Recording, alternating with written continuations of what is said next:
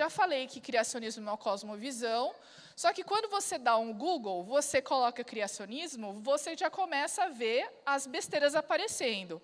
Pode ser que é porque as pessoas não conhecem, ou porque elas fazem isso de maldade mesmo. Tá? Isso acontece.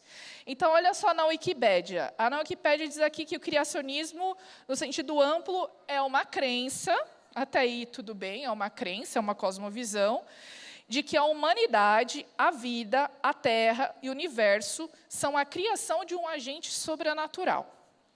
E por que muitas pessoas não aceitam, na verdade, a maior parte da comunidade científica não aceita, até mesmo cientistas que trabalham com a cosmovisão criacionista? Porque na comunidade científica existe uma coisa chamada de naturalismo.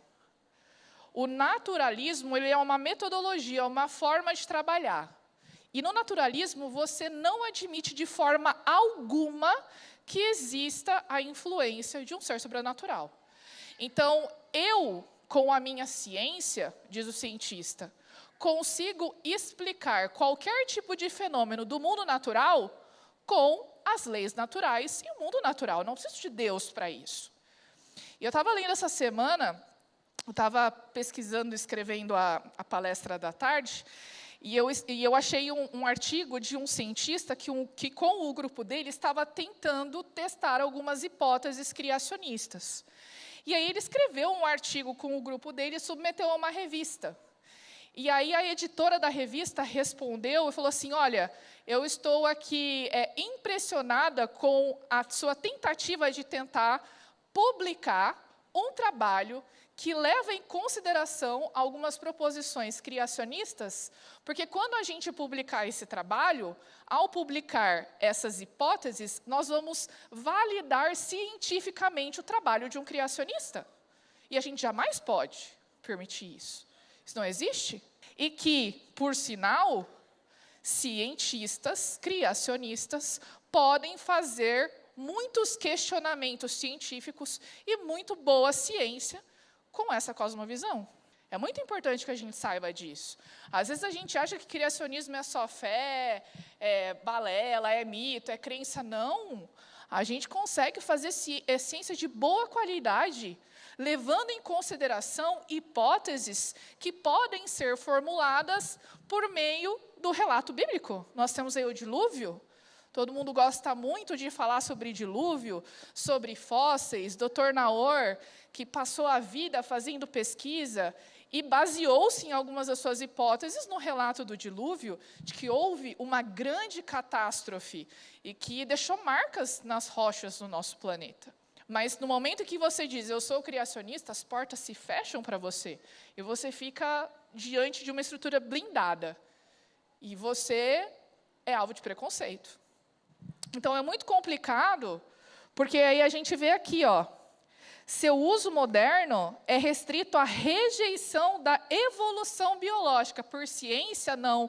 Por motivação religiosa, isso é errado. Criacionistas não rejeitam a evolução. Aí você fala assim, nossa, Maura, mas você é uma herege. Não sou. Eu não rejeito a evolução, eu sou bióloga. Eu não posso rejeitar. O que eu rejeito da teoria da evolução do Darwin? A ideia de que as espécies tiveram uma origem comum, a ideia de que as espécies foram dando origem às outras por mutações aleatórias, selecionadas pela seleção natural, em bilhões de anos. Eu rejeito que a vida surgiu espontaneamente por reações químicas há 2 bilhões e meio de anos atrás. Agora, tem muitas hipóteses da evolução que são importantes. Por exemplo, a evolução estuda bastante a questão da diversificação das espécies num nível micro. Quais são as transformações que as espécies passam dentro ali da sua população? É possível uma espécie dar origem a outra espécie? Claro que é.